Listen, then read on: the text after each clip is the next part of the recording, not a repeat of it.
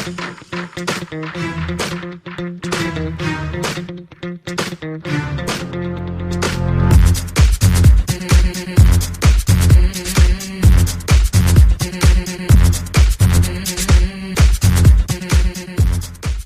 I do feel it's fair to ask Patrick Wanis, therapist and relationship expert. I'm in 12-step. I know a lot of times I'm codependent.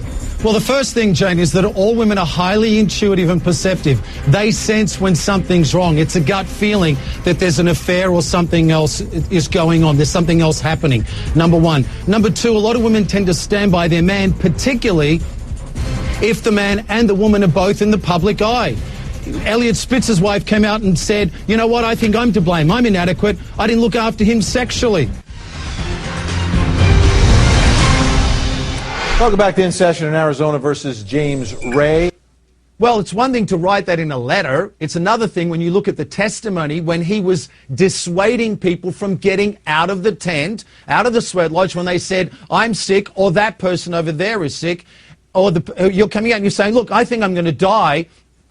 And he says, you'll be okay. You are where you should be. That's not someone who says, don't follow me. That's someone who says, get back in there. So that's not just someone who says, you know what, do what you think is best for you.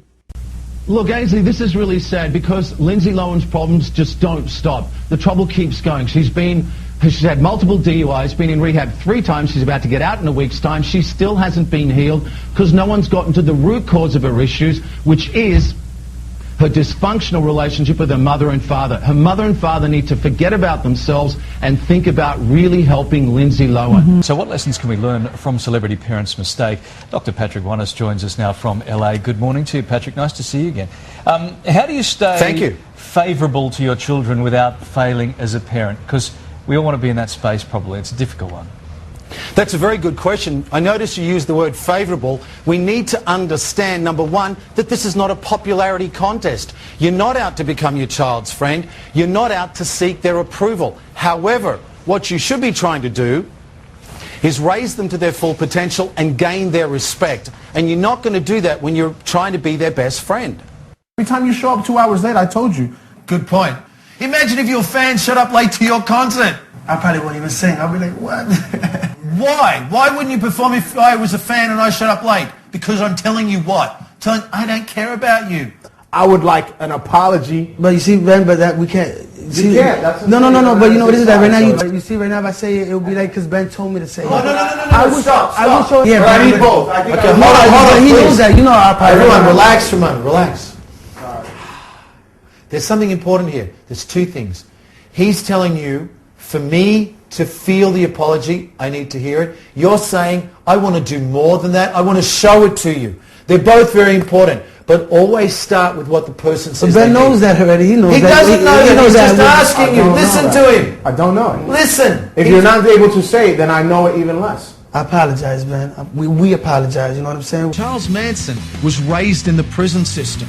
So he learned to be street smart. He learned to read people really fast and to build rapport instantly. The reason a person becomes addicted is because they're in denial. They're either trying to escape something or they're trying to feel something. Ultimately, they don't want to face whatever the deep inner pain is. They don't want to face the truth or some sort of pain.